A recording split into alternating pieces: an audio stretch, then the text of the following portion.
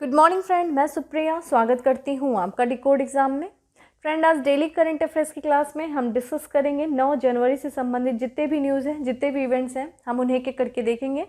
तो आइए friend start करते हैं आज की क्लास। और आज की क्लास स्टार्ट करने से पहले हम कल के पूछे गए प्रश्नों के उत्तर को देख लेते हैं। कल मैंने आपसे प्रश्न किया था कि भारत की जो प्रथम जनगणना हुई थी वो किस वायसराय के अधीन हुई थी। तो इसका करेक्ट आंसर था लॉर्ड मेयो। ठीक है, लॉर्ड मेयो के अधीन कराई गई थी। भारत की पहली जनगणना किस वर्ष कराई गई थी? 1872 में कराई गई थी। ठीक है, तो 1872 में ब्रिटिश वायसराय लॉर्ड मेयो के अधीन जो है पहली जनगणना कराई गई थी। और इसके बाद से देखा जाए हर 10 वर्ष के बाद ये जनगणना कराई जाती है।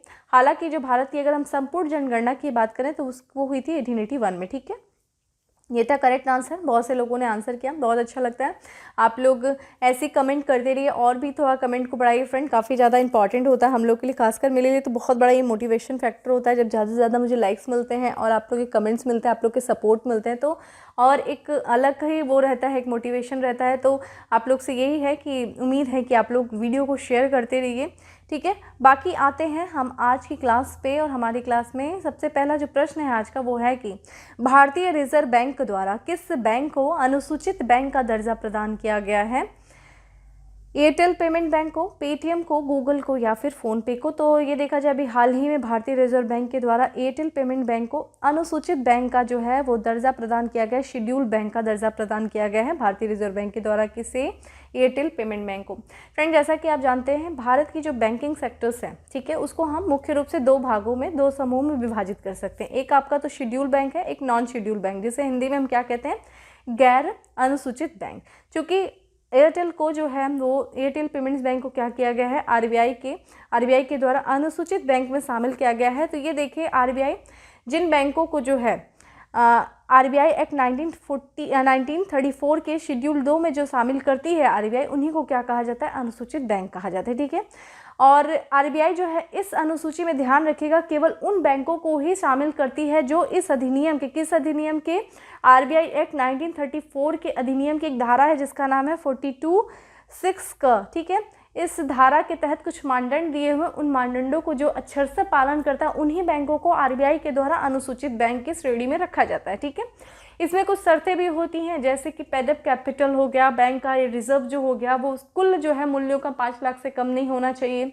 दूसरा है कि आरबीआई को इस बात से संतुष्टि होनी चाहिए कि जो बैंक जो है वो कारोबार जो कर रहा है वो जिस तरीके से चला रहा है वो किसी भी तरीके से जमा करता है कि हितों को प्रतिकूल जो है वो प्रभाव नहीं करेगा। ठीक है, एक तरीके से उसका कारोबार अच्छा चल रहा है, ऐसा तो नहीं है बैंक का कारोबार ही अच्छा नहीं चल रहा और फिर बैंक जो है जमाकर्ता के जो पैसे हैं वो भी डुबो दिया, बैंक भी पूरी तरह से डुबो दिया, तो नहीं, ऐसा नहीं है। आरबीआई को इस बात की संतुष्टि होनी चाहिए कि बैंक का कारोबार अच्छा चल रहा है और किसी भी तरह से जमाकर्ता के हितों के प्रतिकूल प्रभाव नहीं पड़ेगा। ठीक है, तो इन सब के शर्तों के बाद जो है किसी भी बैंक को आरबीआई जो है शेड्यूल बैंक का दर्जा देती है।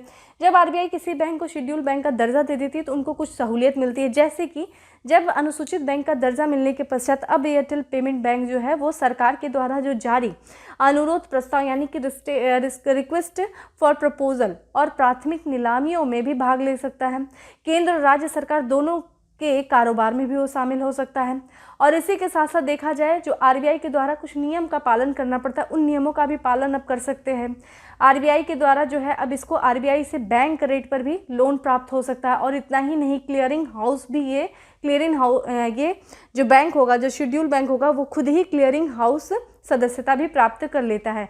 तो जैसा कि आप जानते हैं फ्रेंड, आरबीआई के द्वारा जो है देखिए दो मार्केट होती है, कैपिटल मार्केट होती है, एक मनी मार्केट होती है। मनी मार्केट को रेगुलेट कौन करता है? आरबीआई करता है।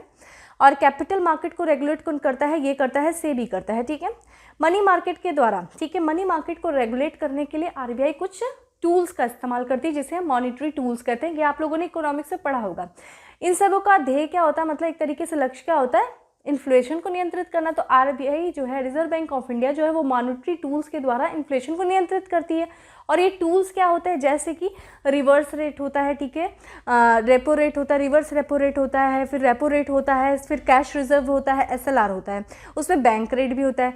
बैंक रेट क्या होता है? बैंक रेट एक दर होती है, यानी कि एक इंटरेस्ट होता है, एक ब्याज दर होती है जिस दर पर जो है आरबीआई जो है अपने जितने भी घरेलू बैंक्स हैं, जो डोमेस्टिक बैंक्स होते हैं, उनको कम अवधि के जो है तहत वो क्या करता है, ऋण देता है, पैसे देता है, ठीक है। तो एक दर, ये आरबीआई के द्वारा जो है जिस दर पर बैंकों को कम अवधि के लिए ऋण दिया जाता है उसी को हम बैंक रेट कहते हैं। और इन सब का लक्ष्य क्या होता है, इन्फ्लेशन को कंट्रोल करना। जैसे कि मार्केट में बहुत ज़्यादा पैसे का फ्लो हो गया तो आरबीआई क्या करेगा, रेपो जो है बैंक रेट को बढ़ा देगा। तो इससे बैंक जो है आरबीआई से जब उसको इंटरेस्ट लेना लेगा तो वो क्या करेगा, जो है वो क्या करेगा कि बैंक भी क्या करेंगे, अपने इंटरेस्ट को बढ़ा देंगे, क्योंकि अब उनको ज़्यादा इंटरेस्ट पे करना पड़ रहा है आरबीआई को। जब बैंक अपना रेट ऑफ इंटरेस्ट बढ़ा देंगे तो लोग क्या करेंगे, पूंजी क्या करेंगे, जमा करने लगेंगे, ठीक है। ये तो आपको बैंक का नियम पता ही होगा, इसको बस हल्का हल्का बता कर रहे हैं।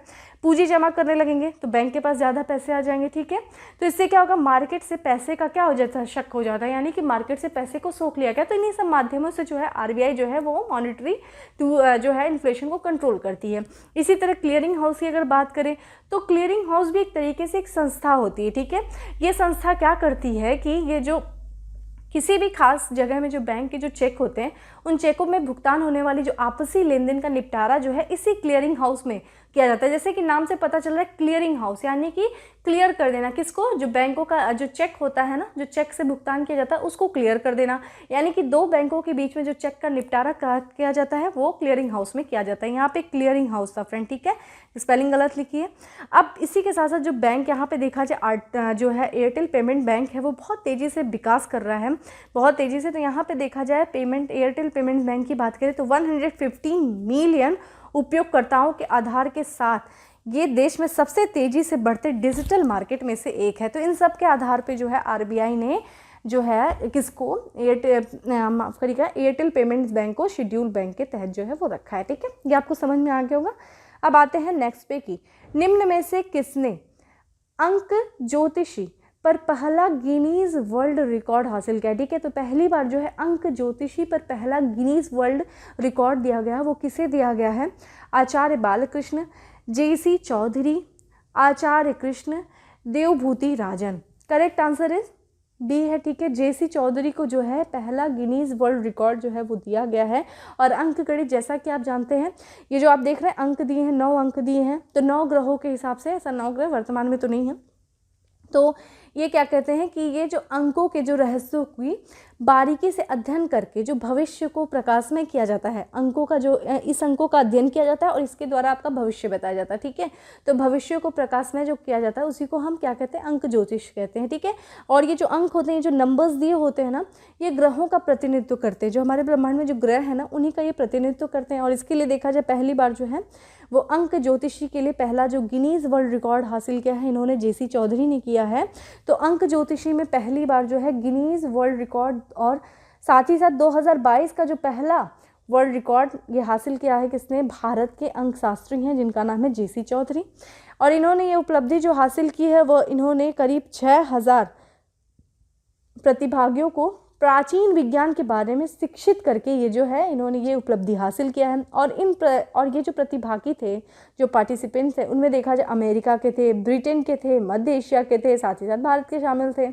और गिनीज बुक वर्ल्ड रिकॉर्ड का कार्यालय कहाँ है, लंदन में है। और इस उपलब्धि के लिए इस जो है गिनीज वर्ल्ड रिकॉर्ड कार्यालय ने इस उपलब्धि के लिए एक नई श्रेणी, ठीक है, न्यूमरोलॉजी भी खोला है, ठीक है। इनका आप देख सकते हैं कि यही हैं आपके जेसी चौधरी, ठीक है, जिनको अंक ज्योतिषी के लिए गिनीज वर्ल्ड जो है वर्ल्ड रिकॉर्ड इन्होंने बनाया है।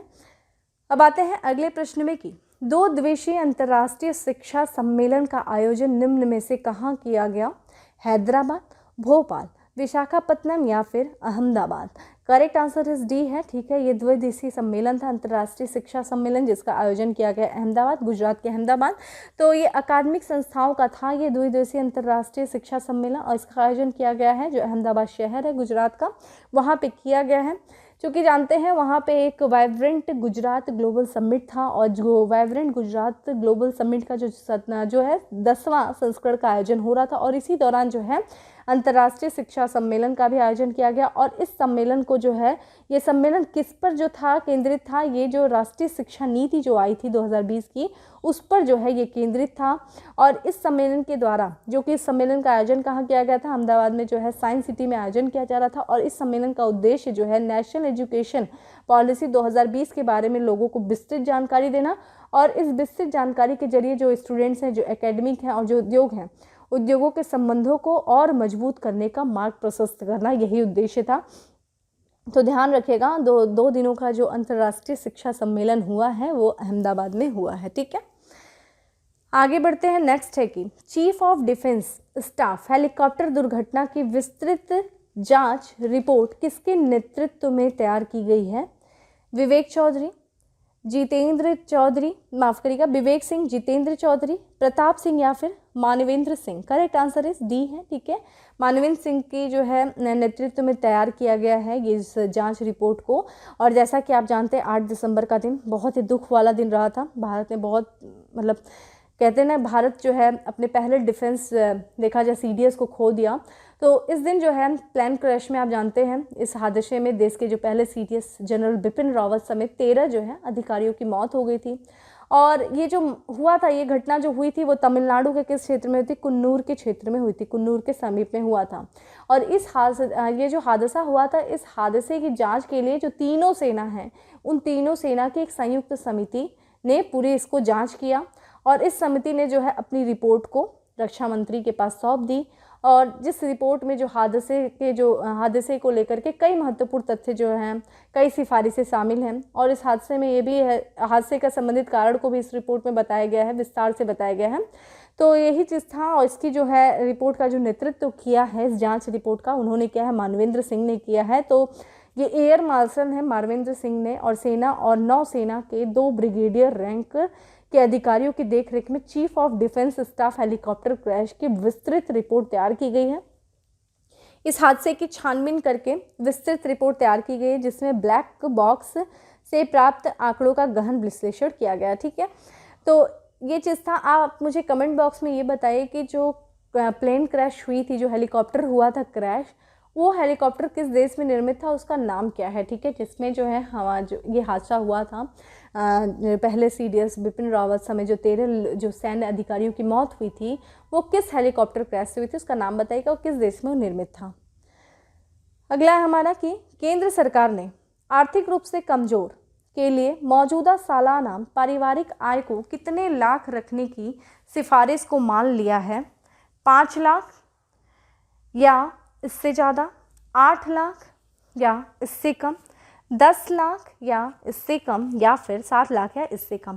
तो इसका करेक्ट आंसर बी हो जाएगा। 8 लाख या इससे कम जो है सिफारिश की गई थी इकोनॉमिकली वीकर सेक्शन के लिए, और इसको केंद्र सरकार ने मान लिया है। तो जैसा आप जानते ही हैं, इसको सुप्रीम कोर्ट के सामने जो है एक सरकारी समिति की रिपोर्ट में बात कही गई थी और इसको मान लिया गया है। तो यहाँ पे देखा जाए केंद्र सरकार ने आर्थिक रूप से कमज़ोर इकोनॉमिकली वीकर सेक्शंस के लिए मौजूदा वार्षिक पारिवारिक आय जो फैमिली इनकम है उसकी सीमा को 8 लाख रुपए या उससे कम रखने की 3 सदस्यीय पैनल की सिफारिश को क्या किया है? स्वीकार कर लिया है। ठीक है, तो एक तरीके से इसको परिभाषित करने के लिए, किसको? इकोनॉमिकली वीकर सेक्शन को परिभाषित करने के लिए एक जो व्यवहार मानदंड था फैमिली जो इनकम है उस पर आधारित ये था, और इस पर मान लिया गया कि 8 लाख या उससे कम जो है वो इकोनॉमिकली वीकर सेक्शन में आएंगे। और सिफारिश से जो है समिति ने सिफारिश की थी जो इकोनॉमिकली वीकर सेक्शन को परिभाषित करने के लिए फैमिली इनकम जो है या फिर पारिवारिक आय एक व्यवहारिक मानदंड है। मौजूदा स्थिति में इकोनॉमिकली वीकर सेक्शन निर्धारित करने के लिए 8 लाख रुपए की वार्षिक पारिवारिक आय जो है सीमा उचित है। ठीक है, ये चीज़ है।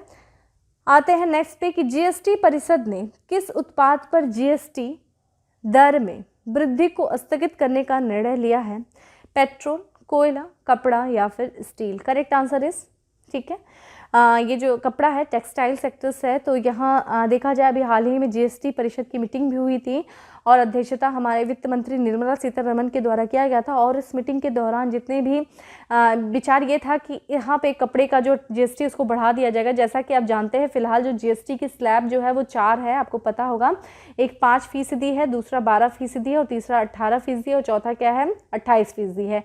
तो इसी में बात किया गया था कि जो जीएसटी परिषद है वो कपड़े की दर को जो है दर में वृद्धि की बात विचार कर रहा था, कितने से कितना बढ़ा करके 5 से लेकर के 12% करने का निर्णय लिया जा रहा था, जिसको अभी हाल ही में स्थगित कर दिया गया है। क्योंकि जितने भी जो टेक्सटाइल से संबंधित थे और जो इस जो राज्य थे और जो उद्योग थे वो इसका विरोध कर रहे थे। तो राज्यों के विरोध करने की वजह से जो है ये फैसला फिलहाल के लिए टाल दिया गया है कि अभी जो ये जो दर जो है 1 जनवरी से 2022 से लागू होने वाली थी किस पे, टेक्सटाइल्स पे और फुटवेयर्स पे, ठीक है, उसको उसकी दर को 5 से बढ़ा करके 12 करने वाले थे, लेकिन अभी फिलहाल के लिए उसको टाल दिया गया है। फरवरी जो है अब इसको जो है अगली जब बैठक होगी परिषद की फरवरी में, तो उस समय जो है इस मामले की समीक्षा की जाएगी। वर्तमान में अगर देखा जाए तो मानव निर्मित जो फाइबर है उस पर जीएसटी की दर कितनी है, 18% है।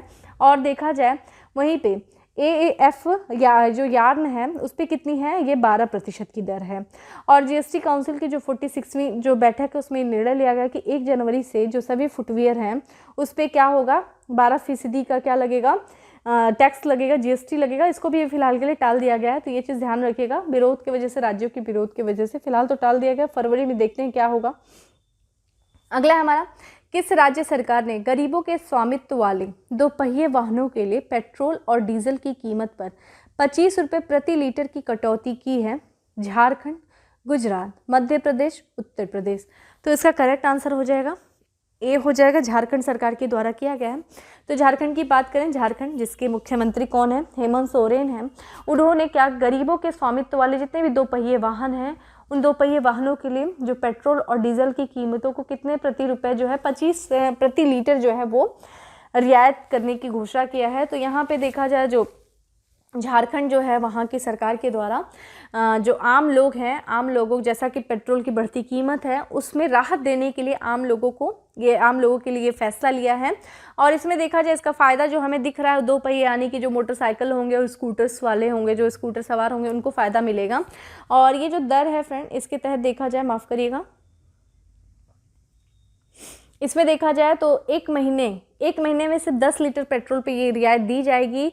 तो इसके तहत जो गरीब राशन कार्ड धारकों के जो बैंक खाते होंगे उनमें 25 रुपये की राशि जो है वो ट्रांसफ़र की जाएगी। तो इस तरह देखा जाए हर महीने उनको कितने की बचत होगी, 250 रुपये की बचत होगी, ठीक है। 10 लीटर पे प्रत्येक लीटर पे 25 रुपये, तो 10 लीटर पे 250 रुपये का जो है उनको ट्रांजेक्शन किया जाएगा सरकार के द्वारा। तो यही है, तो ध्यान रखिएगा किस सरकार के द्वारा ऐसा किया गया, झारखंड सरकार के द्वारा किया गया है। अगला है कि निम्नलिखित में से किस राज्य में श्री जगन्नाथ मंदिर स्थित है? राजस्थान, तमिलनाडु, उड़ीसा या फिर Maharashtra. Correct answer is C, Odisha में, ठीक है। उड़ीसा में जगन्नाथ मंदिर स्थित है। और आप जानते हैं जगन्नाथ मंदिर जो कि भगवान जगन्नाथ को जो है, भगवान जगन्नाथ जो कि कृष्ण को, हम श्री कृष्ण को कहते हैं जगन्नाथ, और ये भगवान विष्णु के 8वें अवतार हैं श्री कृष्ण, उन्हीं को ये मंदिर समर्पित है, ठीक है। और इसमें भगवान जगन्नाथ हैं, उनके बड़े जो भ्राता हैं, ठीक है, बालभद्र हैं, और उसी के साथ साथ देखा जाए इनकी जो भगनी क्या है, सुभद्रा, ठीक है। तो ये हैं, और इस मंदिर से संबंधित हम चर्चा इसलिए कर रहे हैं कि देखिए अभी हाल फिलहाल में चर्चा में है। तो जो कि ये जो मंदिर है वो उड़ीसा की पुरी में स्थित है।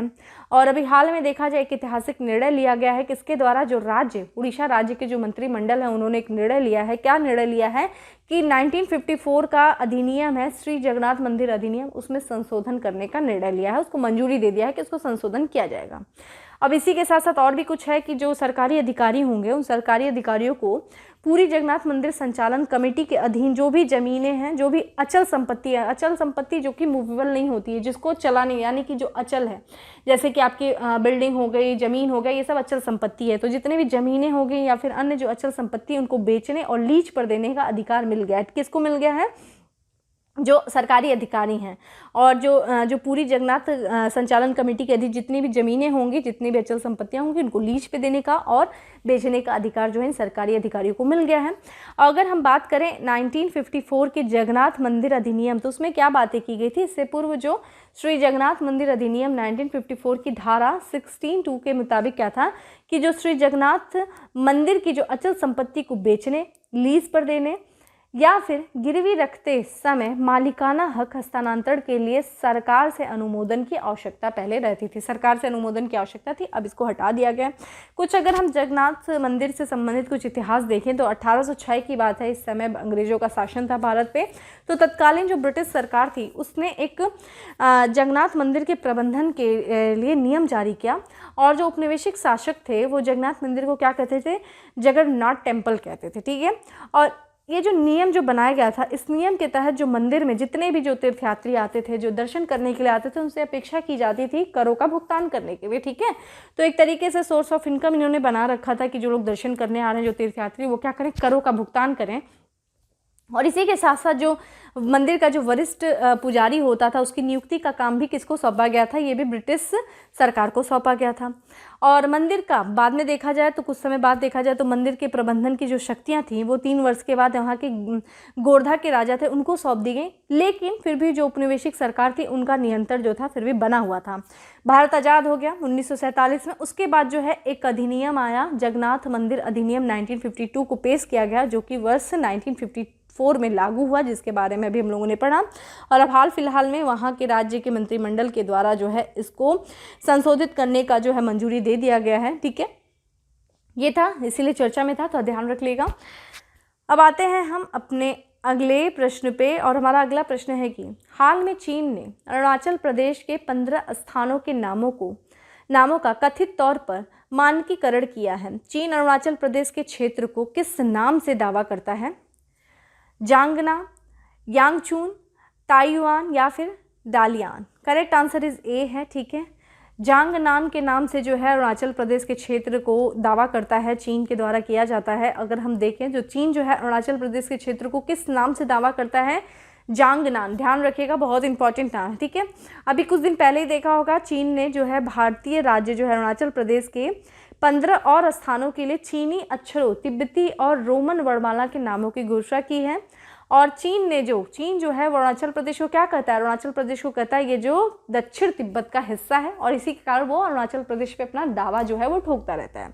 लेकिन चीन के इस दावे को फिर से जो है भारत सरकार ने नकार दिया और ठुकरा दिया, और अपना अरुणाचल प्रदेश को अपना अभिन्न अंग बताया, ठीक है। 15 स्थानों के जो आधिकारिक नामों में देखा जाए, जिसमें देखा जाए सटीक देशांतर और अक्षांश जिसे कहा गया है, उसमें क्या क्या शामिल था? तो 8 आवासीय क्षेत्र शामिल थे, 4 पहाड़ शामिल थे, 2 नदियां शामिल थी और एक पहाड़ी दर्रा शामिल था, ठीक है। ध्यान रखिएगा, किस नाम से दावा करता है? जांग नाम। अरुणाचल प्रदेश को क्या कहता है? ये चीन जो है तिब्बत का दक्षिणी भाग है, ठीक है। अब अंतिम प्रश्न पे चलते हैं, और अंतिम प्रश्न है कि कौन सा देश ब्रह्मोस क्रूज मिसाइल का पहला विदेशी ग्राहक बन रहा है? फिलीपींस, मंगोलिया, संयुक्त अरब अमीरात या फिर Myanmar? Correct answer is a है, ठीक है। फिलीपींस जो है वो ब्रह्मोस मिसाइल को खरीदने वाला पहला विदेशी ग्राहक बनने जा रहा है। तो यहाँ पे देखा जाए, फिलीपींस जो है ये ब्रह्मोस मिसाइल का निर्माण 2 देशों के द्वारा किया गया, भारत और रूस के द्वारा। इनके संयुक्त रूप से इसको विकसित किया गया है, ब्रह्मोस क्रूज मिसाइल को। और इस मिसाइल का जो पहला विदेशी ग्राहक बनने जा रहा है वो बनने जा रहा है फिलीपींस बनने जा रहा है। फिलीपींस जिसकी राजधानी मनीला है, मनीला की सरकार ने ब्रह्मोस मिसाइल के लिए कितने, लगभग 410 करोड़ रुपए का जो है पेमेंट किया है, ठीक है। लगभग 410, आगे पीछे भी थोड़ा अंक हो सकते हैं। और यहाँ पे देखा जाए तो ब्रह्मोस की अगर हम खासियत देखें तो ब्रह्मोस जो है एक कम दूरी वाली रैमजेट सुपरसोनिक क्रूज मिसाइल है, ठीक है। और इस मिसाइल को आप पनडुब्बी से, पानी के जहाज से, विमान से, जमीन से, कहीं से भी जो है मिसाइल को छोड़ा जा सकता है। इस मिसाइल का विकास जो किया गया था वो भारत के DRDO यानी कि रक्षा अनुसंधान और विकास संगठन, और साथ ही साथ रूस की जो कंपनी है NPO मशीनो स्ट्रियानो के द्वारा जो है इसका विकास किया गया था, ठीक है। ये जो विकसित किया गया है रूस के द्वारा, तो रूस की एक मिसाइल है जिसका नाम है P-800 ओकिन्स क्रूज मिसाइल। इस मिसाइल को विकसित करने के लिए जो रूस ने जिस टेक्नोलॉजी का इस्तेमाल किया, उसी टेक्नोलॉजी पर आधारित आपकी जो है ब्रह्मोस मिसाइल भी है। तो देखा जाए एक तरीके से सिमिलर हो जाता है, क्योंकि दोनों ही मिसाइलों में रूस की जो P-800 ओकिन्स क्रूज मिसाइल है उसमें जिस टेक्नोलॉजी का, जिस प्रौद्योगिकी का इस्तेमाल किया गया, वही ब्रह्मोस में भी किया गया, ठीक है। तो ये था हमारा आज का संबंधित 10 MCQ। अब हम आते हैं आज के फैक्ट्स और डे पे। उसके पहले हम फिलीपींस की चर्चा करें तो फिलीपींस के बारे में देख ले रहे हैं। देखिए, फिलीपींस जो है पैसिफिक ओशियन में स्थित एक द्वीप है, और यहाँ पे देखा जाए देश है, और ये देखा जाए तो फिलीपींस जिसकी राजधानी क्या है? मनीला है, ठीक है।